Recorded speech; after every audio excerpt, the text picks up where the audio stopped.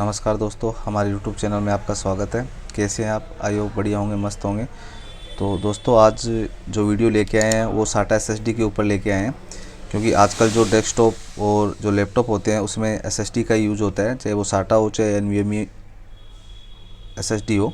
तो आज हम पहले आपको SATA SSD है इसके सर्किट के बारे में समझाएंगे आज के वीडियो में, कि जो इसका सर्किट्स होता है वो किस तरीके से वर्किंग करता है और कौन कौन से इसके अंदर सेक्शंस होते हैं। क्योंकि हमारे जो सब्सक्राइबर्स होते हैं, टेक्नीशियन भाई होते हैं, वो हमें कमेंट्स करते हैं SSD पे। आजकल बहुत कमेंट आ रहे हैं कि वो सही तरीके से मतलब उसको रिपेयर नहीं कर पाते हैं, तो कई डाउट्स होते हैं उनके। तो हमने सोचा कि इसके बारे में, पूरे सेक्शंस के बारे में एक वीडियो बनाए कि कौन कौन से सेक्शंस होते हैं, और फिर उसके बाद में जो टेक्निकली फॉल्ट वगैरह होंगे उसके बाद में भी आपको बहुत मतलब डीपली चिप लेवल का वीडियो भी आगे मिलेगा। और बाकी इसमें भी बहुत कुछ कवर करेंगे।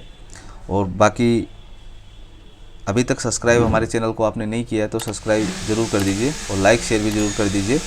और कोई भी आपके कोई इश्यूज़ होता है, कुछ इंक्वायरीज होता है, तो कमेंट्स आप ज़रूर कीजिए, जिससे कि हमें आइडिया हो सके कि आपके सामने क्या प्रॉब्लम हो रही है, तो उसको हम सॉर्ट आउट कर सकें। तो अब बात करते हैं कि जो हमारी SATA SSD है उसका सर्किट किस तरीके से होता है, कौन कौन से सेक्शंस होता है। तो देखिए, ये एक SSD है, ये एक SSD है। इसको मैं ओपन करता हूँ।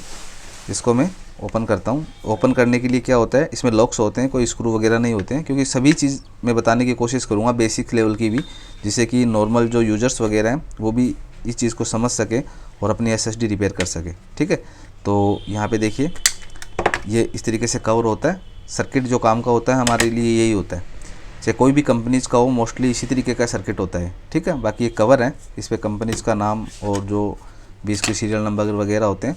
बाकी रिपेयरिंग के हिसाब से देखें तो हमारे लिए सबसे इम्पोर्टेंट चीज़ यही होती है। ठीक है दोस्तों, तो ये पूरा एक सर्किट है SATA SSD का। ये देखिए, SATA कनेक्टर है, ये पावर के लिए है। ठीक है, जो SMPS से कनेक्ट होता है। ये हमारे डेटा के लिए, जो कि मदरबोर्ड से कनेक्ट होता है। अब देखिए, इसके बात करते हैं इसमें कौन कौन से सेक्शंस होते हैं। देखिए, यहाँ पे ये चिप्स होती हैं, इनके बारे में आपको नॉलेज होना चाहिए।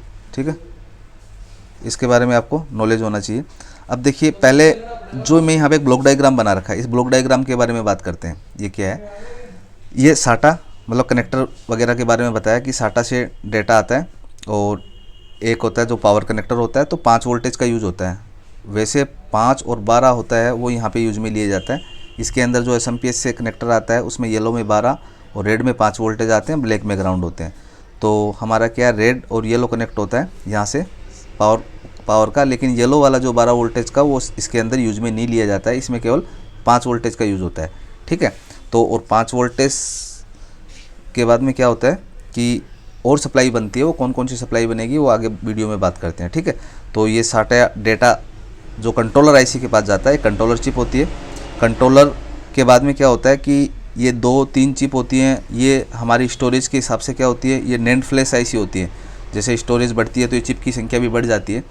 तो ये NAND फ्लैश ही डेटा स्टोर करती है, जो स्थायी रूप से नॉन वोलेटाइल मेमोरी होती है। कहने का मतलब स्थायी सेव रहता है इसके अंदर, टेम्परेरी नहीं होता है।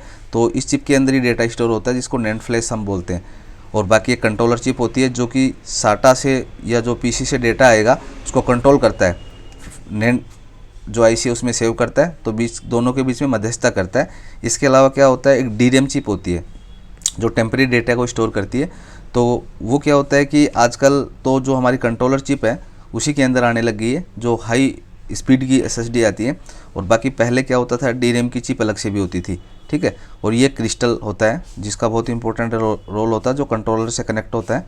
ठीक है, जैसे ये क्रिस्टल वगैरह जब सही नहीं रहता है, ख़राब रहता है, तो SSD हमारी कनेक्ट नहीं होती है, मतलब सिस्टम से कनेक्ट नहीं होती है। तो कहने का मतलब एक SATA कनेक्टर हो गया। ठीक है, SATA कनेक्टर जो कंट्रोलर IC से कनेक्ट होता है, जो NAND ICs होती हैं जो डेटा के लिए उसका लेन देन करता रहता है। और ये 5 वोल्टेज हो गए, इसका 3.3 और 2.5 1.8 वगैरह में इसको कन्वर्ट कर लेते हैं। और ये DRAM चिप हो गई, ये क्रिस्टल हो गया। ठीक है, ये इसके मेन जो सेक्शंस हैं वो होते हैं। अब मैं इस सर्किट के अंदर वो आपको दिखाऊंगा। इसके अंदर देखिए, यहाँ पे मैंने SATA आपको बताया, तो SATA के 2 कनेक्टर हो गए। डेटा का हो गया 7 पिन का, जो हमारे लैपटॉप के मदरबोर्ड या डेस्कटॉप के मदरबोर्ड से जुड़ा हुआ होता है। ये हमारा मेन कंट्रोलर चिप हो गया। ये हमारी NAND जो फ्लैश IC है जिसमें डेटा स्टोर होता है स्थायी रूप से, वो है। ये जो सिस्टम है और जो आईसीज हैं, जो DRAM चिप है, sorry DRAM NAND flash chip है, उसके बीच में मध्यस्थता का काम करता है। तो ये मेन कंट्रोलर होता है, इसमें डेटा सेव होते हैं। और इसके अलावा देखिए ये क्रिस्टल है, ये क्रिस्टल जो कंट्रोलर चिप है इससे कनेक्ट होता है। इसका बहुत इंपॉर्टेंट रोल होता है। जब कनेक्ट डिटेक्ट नहीं होती है सिस्टम में, लैपटॉप या डेस्कटॉप में, तो ये क्रिस्टल भी ख़राब हो जाता है। तो जब SSD हमारी डिटेक्ट नहीं होती है उस कंडीशन में ये क्रिस्टल ख़राब होता है, या फिर ये जो सप्लाई है वो मिसिंग होती है। देखिए जो कनेक्टर है इसमें 5 वोल्ट आते हैं, क्योंकि 12 वोल्ट का कनेक्शन इससे नहीं होता, वो ऐसे ही लगा हुआ होता है। हम हटा भी देंगे तो कोई दिक्कत नहीं है यहाँ पे। वैसे जो कनेक्टर होता है उसमें 5 और 12 होते हैं SATA पावर कनेक्टर में, लेकिन 5 का इसमें यूज़ होता है। और इसमें 3.3 है, 1.8, 1.2 वोल्ट वगैरह जो हमारा यहाँ पे जो सेक्शंस बने हुए हैं, ऑसिलेटर्स लगे हुए हैं, वो इसको ये 3 सप्लाई एक्स्ट्रा बनाते हैं, 3-4 सप्लाई एक्स्ट्रा बनाते हैं। तो वो इन फ्लैश आईसीज कंट्रोलर वगैरह को दिए जाते हैं। ठीक है, ये जब नहीं बनेगी तो डेड रहेगी हमारी SSD, क्रिस्टल से भी डेड रहेगी। तो डेड के ये 2 फॉल्ट हो गए मेनली, यही प्रॉब्लम होती है जब डेड होते हैं। तो बाकी ये कौन कौन सी सप्लाई किस तरीके से बनती है वो पूरा सर्किट आपको आगे की वीडियो में समझाएंगे, क्योंकि ये बहुत ही इंपॉर्टेंट चीज़ होती है। जब हम PCB रिपेयर करते हैं तो आपको पावर से रिलेटेड जो फॉल्ट हैं वो पूरे समझ में आने चाहिए। तो ये विद डायग्राम, ये 3 या 4 वोल्ट बनते हैं 3-4 टाइप के SSD में, वो हम आपको एक्सप्लेन करके अलग से बताएंगे। तो आगे की वीडियो में आप ज़रूर कंटिन्यू रहें। ठीक है, तो इसका एक अलग से पार्ट बना देंगे, क्योंकि इसके अंदर बहुत बड़ा वीडियो बन जाएगा। इसमें आपको केवल बेसिक डिटेल बताइए। ठीक है, तो रिपेयरिंग करने के लिए वो भी बहुत इंपॉर्टेंट रहती है, उसके बिना आप रिपेयर नहीं कर पाएंगे।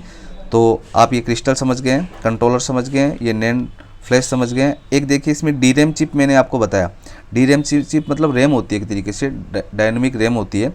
तो जैसे लो स्पीड या लो क्वालिटी की जो SSD होती है उसमें अलग से चिप होती है, एक छोटी चिप होती है। ठीक है, वो कंट्रोलर से कनेक्ट होती है। लेकिन जो आजकल आती है उसमें स्पीड ज़्यादा रहती है, या बढ़िया क्वालिटी की SSD होती है, उसमें DRAM इसी के अंदर रहती है, जिससे कि स्पीड फास्ट बनी रहे। ठीक है, इसका लेन देन अलग से नहीं करना पड़े डेटा का। तो DRAM चिप है वो कंट्रोलर के अंदर ही आजकल बना दी है। तो इसी तरीके से आप ये समझ गए होंगे कौन कौन सी चिप है। एक छोटा सा सर्किट है, तो आप आसानी से रिपेयर कर सकते हैं इसको समझ के। बाकी ये जो पावर से रिलेटेड है, तो मोस्टली जब डिटेक्ट नहीं होती है तो पावर वगैरह का इशूज़ होता है, तो इसको हम अलग समझेंगे। आपको मैंने बता ही दिया पहले। बाकी ये चीज़ आप समझ ही गए होंगे कि कौन कौन से सेक्शंस वगैरह होते हैं। बाकी एक साइड ही इसमें कंपोनेंट है, दूसरी साइड ट्रैक वगैरह ही बने हुए होते हैं। तो बहुत ही छोटा सर्किट है, बस इसके ऊपर बॉक्स लगा हुआ होता है वो बड़ा होता है, तो हमें लगता है कि बहुत बड़ा ये मतलब सर्किट है इसके अंदर। बाकी जो M.2 वगैरह NVMe वगैरह जो होती है उसमें भी सेम इसी तरीके का फंडा होता है, तो उस पर भी बाद में वीडियो बनाएंगे। तो ये आज का वीडियो आपको कैसा लगा ये आप कमेंट्स में ज़रूर बताएंगे। और आपने अभी तक हमारे चैनल को सब्सक्राइब नहीं किया है तो सब्सक्राइब ज़रूर करेंगे, और लाइक शेयर भी ज़रूर करेंगे। धन्यवाद।